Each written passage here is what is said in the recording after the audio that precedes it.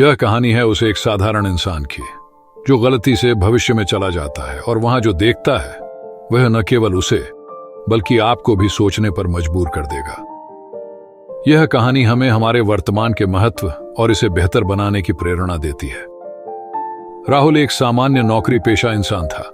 वह हर दिन ऑफिस जाता, अपना काम करता और घर आकर टीवी देखने में समय बिताता।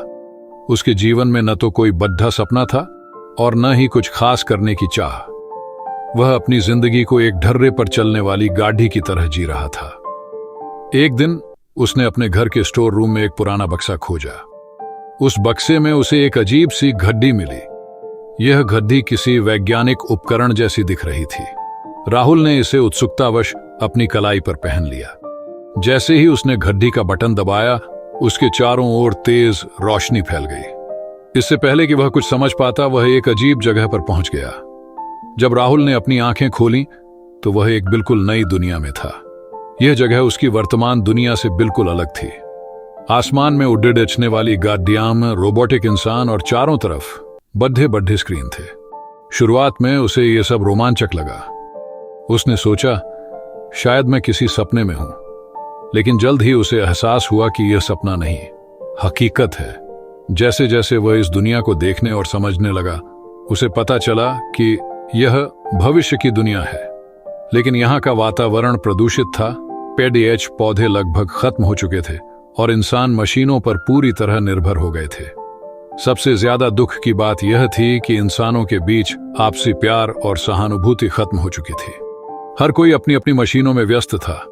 राहुल ने वहां कुछ बुजुर्गों से बात की, जिन्होंने उसे बताया कि इंसानों ने अपने स्वार्थ और लालच के कारण इस दुनिया को इस हालत में पहुंचा दिया।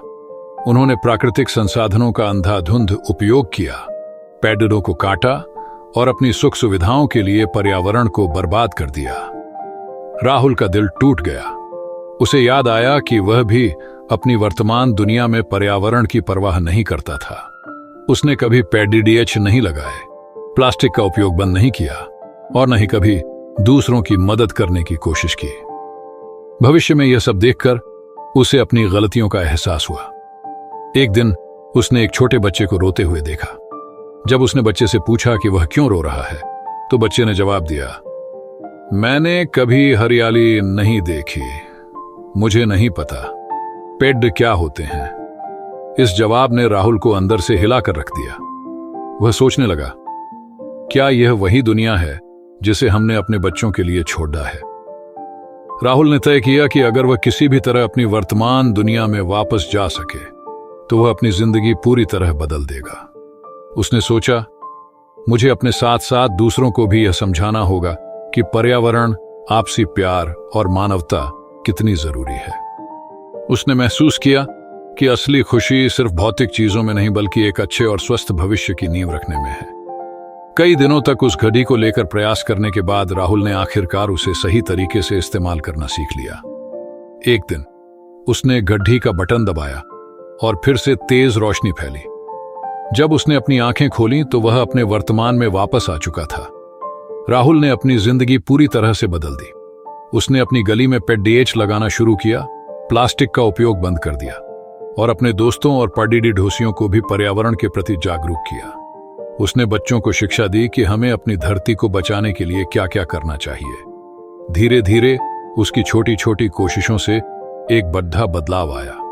लोग उसकी बात सुनने लगे और उसकी पहल का हिस्सा बनने लगे।